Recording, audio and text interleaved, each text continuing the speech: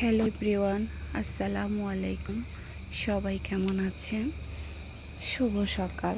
সকাল সকাল আপনাদের সাথে একটি বিষয় শেয়ার করতে চলে আসলাম। এটা হচ্ছে আমার হাতে বোনা করা তুলসী গাছ।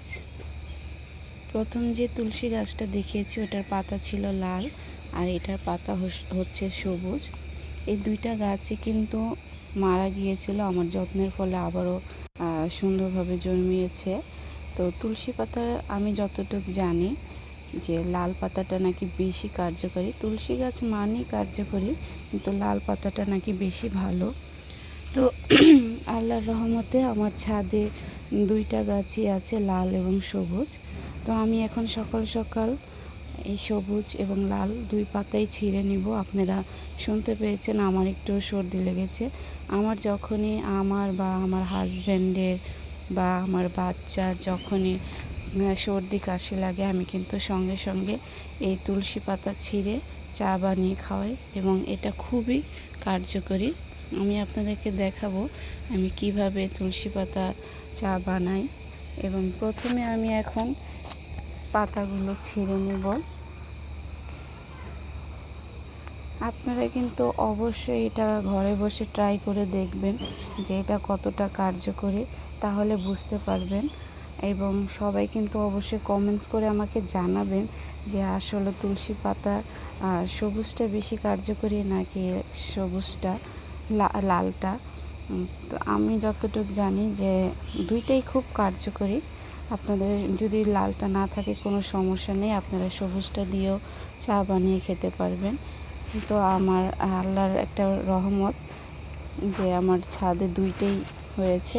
এখন এর জন্য আমার উপকার হয়, আমি দুইটা মিলিয়ে সবসময় চাটা বানাই। আর এই তুলসী পাতার চাটা খেতে আমার খুবই ভালো লাগে। আপনারা কিন্তু অবশ্যই যখন এই পাতাটা জাল দিবেন, সাথে 2-3টা লং দিয়ে দিবেন। অনেক সময় আমরা অনেকে আদা দিয়েও জাল দিয়ে থাকি। আদাটা দিলে অনেক ভালো হয়, কিন্তু আমরা অনেকে আছে আদাটা সাথে দিলে আমাদের যাদের গ্যাস্ট্রিকের সমস্যা আছে তারা কিন্তু আদার রসের কারণে তাদের আরও একটু সমস্যা হয়। তাই যাদের গ্যাস্ট্রিকের সমস্যা তারা কিন্তু আদাটা অ্যাভয়েড করতে পারেন। শুধু তুলসী পাতা এবং লং সাথে দিয়ে কিন্তু জাল দিয়ে খেলেও সেটাও খুব কার্যকরী হয়। আবার অনেকে আছেন সাথে মধু মিক্সড করেও আপনারা এই চাটা খেয়ে থাকেন।